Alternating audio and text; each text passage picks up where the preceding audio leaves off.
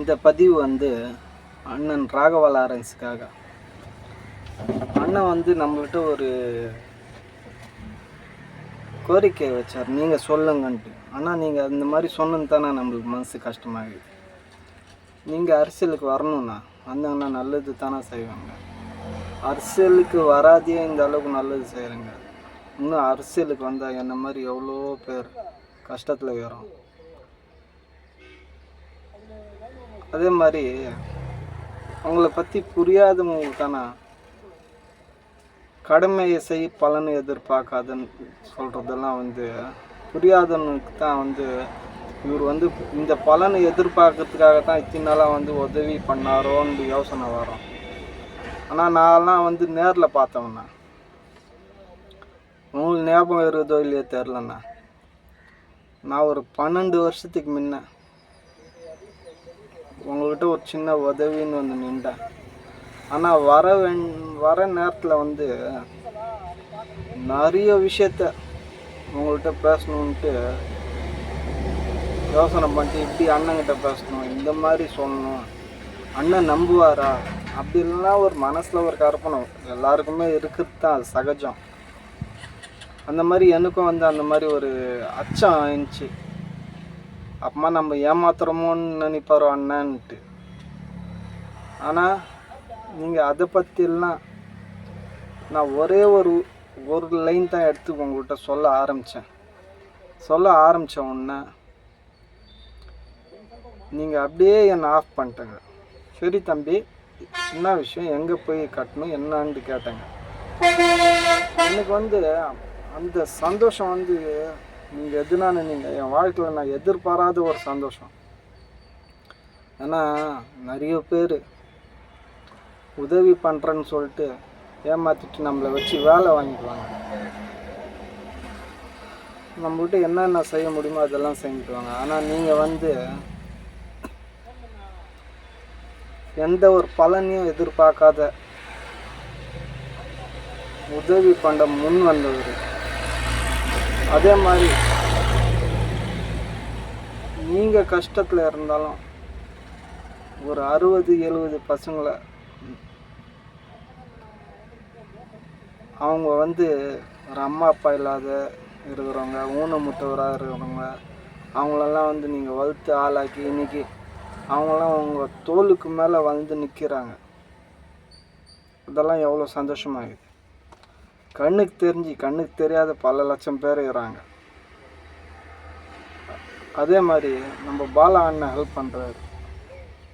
அவருக்கு நீங்கள் சொன்ன ஒரே ஒரு வார்த்தை என்னென்னா,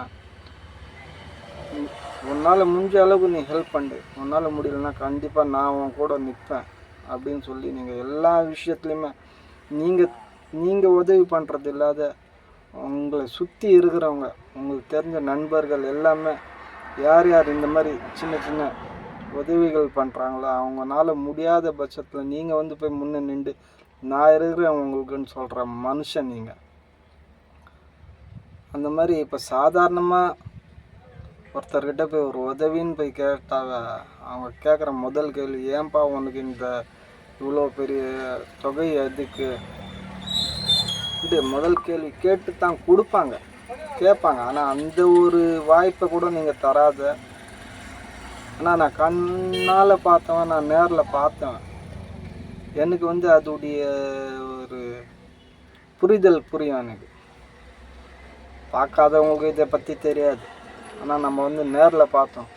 ரெண்டாவது, உதவி பண்ணுறேன்னு சொல்லிட்டு ஒரு விஷயம் சொன்னாங்க நீங்கள் என்கிட்ட, தம்பி நீங்கள் எடுத்தாங்க அந்த டாக்குமெண்ட் கொடுக்குற நேரத்தில் நான் இல்லைன்னா எங்கள் அங்கிள்கிட்ட கொடுத்துட்டு எனக்கு கால் பண்ணிட்டு தான் போகணும் அப்படின்னு நீங்கள் சொன்னாங்க.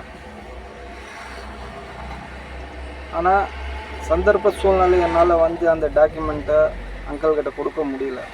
இருந்தாலும் என் மனசில் இருக்கிறது என்னென்னா, நான் எப்படின்னா போராடிட்டு இருக்கிறேன் ஒரு 12 வருஷமாக ஜெயிச்சுட்டு உங்கள்கிட்ட வந்து நிற்கணுன்ட்டு. ஆனால் நான் ஜெயிச்சிட்டேன்னா நீங்கள் கொடுக்குற ஒவ்வொரு ஊக்கத்தையும் நான் மனசில் அப்படியே, ஏன்னா அதெல்லாம் வந்து உணர்வு பூர்வமாக வரணுண்ணா. அந்த மாதிரி எனக்கு வந்து ஒரு காலகட்டத்தில் என்ன செய்யணும்னு தெரியாத வந்து மைண்டே வந்து அப்படியே ஒரு இதுவாகிடுச்சு. நம்ம பிறந்தது வேஸ்ட்டு. ஆனால் அறியாத வயசில் எதுவுமே தெரியாது. வளர வளர நம்மளுடைய ஊனத்தை வந்து முன் நிற்க வைக்கிறாங்க. எல்லாமே நம்மளை ஒதுக்க ஆரம்பித்தாங்க. அப்போ என் மனசு வலியை சிரித்தாலும் உள்ளுக்குள்ளே ஒரு கஷ்டமாக இருக்கும். அப்போ தான் வந்து நீங்கள் வந்து என்ன மாதிரி ஊனமுற்றவர்கள்லாம் வந்து உங்களால் முடியும்னு சொல்கிறவங்க முன்னாடி எல்லாமே சொல்லுவாங்க, உன்னால் முடியடான்ட்டு. ஆனால் அது செயலில் காமிச்ச ஒரே மனிதர் நீங்கள் தான். டான்ஸ் ஆடுறதெல்லாம் வந்து பெரிய விஷயம். நம்ம சும்மா ஒரு ஆசைக்கு நல்லவங்க பேசுகிற மாதிரி நம்ம பேசினாவே வந்து வேறு மாதிரியா கிண்டல் பண்ணுவாங்க, வேறு மாதிரியா பேசுவாங்க. அவங்க முன்னாடியெல்லாம் நம்மளையும் வந்து ஒரு மனிதனாக நிற்க வச்சாங்க பாருங்கள். அது எவ்வளோ பெரிய விஷயம் தெரியுமாண்ணா? அந்த மாதிரி உங்கள் நல்ல மனசுக்கு நீங்கள் எந்த ஒரு வேலையை ஆரம்பிச்சிங்கனாலும் கண்டிப்பாக அது சக்ஸஸ் ஆகும்ண்ணா. அதனால வந்து நீங்கள் வந்து எந்த ஒரு யோசனையும் வேணாண்ணா உங்களுக்கு. நீங்கள் என்ன விருப்பப்படுறீங்களோ அது கண்டிப்பாக செய்யுங்கண்ணா. அம்மாவுடைய ஆசீர்வாதம் வாங்கிக்கோங்க, அது போதுண்ணா இந்த உலகத்துலேயே. ஏன்னா எனக்கு அம்மா இல்லை, இருந்தாலும் அதுடைய கஷ்டம் அவங்க போன அப்புறமா தான் எனக்கு தெரியுது. இன்றைக்கி ஒவ்வொரு நாளும் நாங்கள் கஷ்டப்படுறோம். அந்த மாதிரி அம்மா இல்லைனாலும் தகப்பனுக்கு தகப்பன், அண்ணனுக்கு அண்ணன், ஃப்ரெண்டுக்கு ஃப்ரெண்டு சாணத்தில் நீங்கள் இருக்கிறாங்க. அதனால எங்களுக்கு அந்த ஒரு பயம் இப்போ இல்லை. அதனால் நீங்கள் அரசியலுக்கு வந்தாங்கன்னா கண்டிப்பாக வந்து எல்லாருக்குமே நல்லது தான் செய்வாங்க. உங்கள் பின்னாடி என்ன மாதிரி பல லட்சம் தம்பிங்கள் உங்கள் பின்னாடி எப்போவுமே நிற்பண்ணா. அடுத்தவங்க சொல்கிறதெல்லாம் மனசுலேயே வச்சுக்காதண்ணா. ஆனால் எலும்பில்லாத நாக்கு இந்த நாக்கு எது வேணாலும் பேசும்.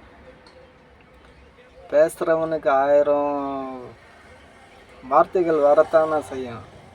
அதெல்லாம் நம்ம வந்து ஃபீல் பண்ணவும் கூடாது. தைரியமாக நீங்கள் இறங்குங்கண்ணா.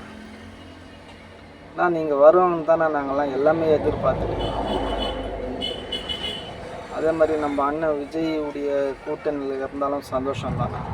ஆனால் அண்ணனும் வந்து நிறைய நல்லது செய்யணும்னு தான் ஒரு எண்ணத்தோட ஃபீல்டுக்கு வந்துக்கிறார். அதே போல் நீங்கள் வந்து ஏற்கனவே வந்து அந்த ஃபீல்டில் இறங்கி வேலை செஞ்சுட்டு இருக்கிறவர். அதனால 2 பேரும் கை கோர்த்துறது எதுவும் தப்பு இல்லைண்ணா. யாருக்காக நான் நீங்கள் இந்த வேலைலாம் செய்கிறீங்க? நம்மளுக்காக, மக்களுக்கு எதுனா செய்யணுன்ட்டு. நாங்கள் ஏன்னா அதை பற்றி நினச்சி பார்க்க போகிறோம்.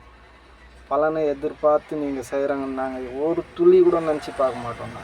அது வரைக்கும் நல்லா மனசில் நினச்சிக்கங்கண்ணா. நாங்கள்லாம் உங்கள் தம்பிங்கண்ணா. உங்களுக்கு எப்படி ஒரு நல்ல ஒரு எண்ணங்கள், நல்ல ஒரு செயல்கள் செய்யணுன்ற ஒரு இது இருக்குதோ அதே தானே நீங்கள் பார்த்து வாழ்ந்த ஆளுங்கண்ணா நாங்கள்லாம். அதனால் நான் இல்லைண்ணா, இந்த உலகத்தில் இருக்கிற எல்லா மனிதர்களும் நல்ல குணம் படித்த எல்லா மனிதர்களுக்கும் நீங்கள் வர்றது அவங்களெல்லாம் எதிர்பார்ப்பாங்கண்ணா. அதனால் கண்டிப்பாக வாங்கண்ணா, நீங்கள் வரணும். அதுதானே எங்களுடைய ஆசை. என் ஆசையும் அதே தான். என்னை சுற்றி என் பின்னாடி எத்தனோ லட்சம் தம்பிகள், அண்ணன், தங்கச்சிங்க, அம்மாருங்கெல்லாம் இருக்கிறாங்க. அவங்க எல்லாருக்குமே நீங்கள் வரத்தானே வரணும். இது வரைக்கும் நான் எந்த ஒரு அரசியல் ரீதியாக ஒரே ஒரு வீடியோ கூட போட்டிருந்தில்லை. ஏன்னா நம்ம பேக்ரவுண்ட் அந்த மாதிரி இது நம்ம போட்டு அது வேறு மாதிரியாக விளைவாயிடுச்சுன்னா அது தப்பாக போயிடும். அதனால் இந்த வீடியோ வந்து எந்த அரசியல்வாதியும் வந்து குறிப்பிட்டு நான் சொல்லலைன்னா, நீங்கள் வந்தாங்கன்னா என்ன மாதிரி கஷ்டப்படுறவங்களுக்கு ஒரு ஹெல்ப்ஃபுல்லாக இருக்கும். 2வது நம்ம உதவி பண்ணுற ஒரு நல்ல குணங்கள் இருக்கிறதுனால வந்து பல பிரச்சனைகள் வரும். அதனால நம்மக்கிட்ட ஒரு அதிகாரம்னு ஒன்று இருந்துச்சுன்னா அதை வச்சு நம்ம வந்து பல பேருக்கு பல நன்மைகள் செய்யலாம்ண்ணா.